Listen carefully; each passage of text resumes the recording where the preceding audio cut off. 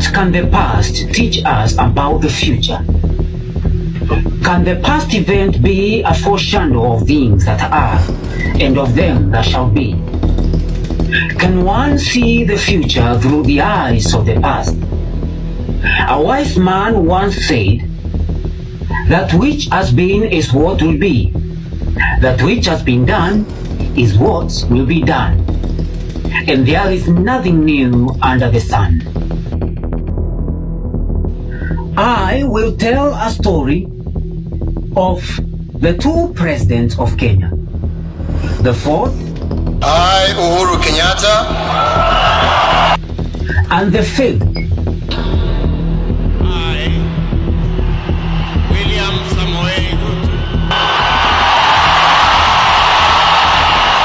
in the life of two kings who ruled in the land of Israel.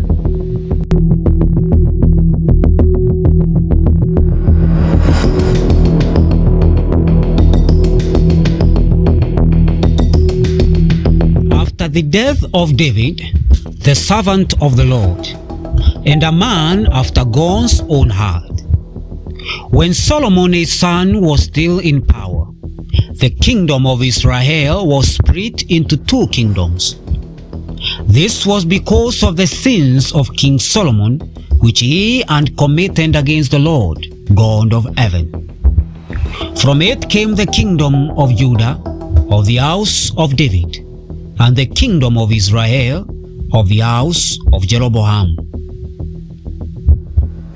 Now there was a man in the land of Israel, king over the kingdom of Judah, the house of David, whose name was Asa, son of Abijah. I, Uhuru Kenyatta, It came to pass after the death of King Abijah that Asa began to reign, and Asa did that which was good and right in the eyes of the Lord his God. He removed the foreign gods from the land, the rights of gays and lesbians, smashed the sacred stones, and cut down the wooden images of Asherah from the land of Judah. I think we also need to be able to speak frankly about some of these things. And the fact of the matter is that Kenya and the United States, we share so many values. But there are some things that we must admit we don't share. It's very difficult for us to be able to impose on people that which they themselves do not accept. For Kenyans today, the issue of gay rights is really a non-issue. But Asa did not remove the high priests in the land, which were demonic in nature, Canaanite shrines dedicated to fertility deities before the Israelite conquest of Canaan. However, he built fortified cities in Judah with towers, gates, and bars. For the land had rest, he had no war in those days, because the Lord had given him rest. So they built and prospered. It was during the time of their prosperity that trouble came from the south, when Zerah the Ethiopian came out against them with an army of 1,000,000 men and 300 chariots. So Asa went out against him with his troops, and Asa sought divine help from God, and the Lord heard him and struck the Ethiopians before Asa and Judah. Now, the International Criminal Court in The Hague has withdrawn charges against the Kenyan President Uhuru Kenyatta, the court deciding that the prosecution had failed to provide sufficient evidence. New charges could yet be brought if Baasha, the king of the kingdom of Israel, the house of Jeroboam, likewise invaded Judah.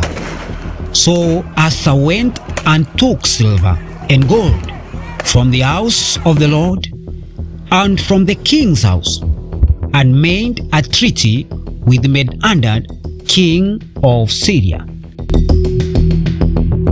And at that time Hanun the seer came to Asa king of Judah, and said to him, "Because you have relied on the king of Syria and have not relied on the Lord your God. Therefore the armies of the king of Syria has escaped from your hand. Did the Lord not fight the Ethiopians for you? Yet you have forgotten and relied on the strength of man.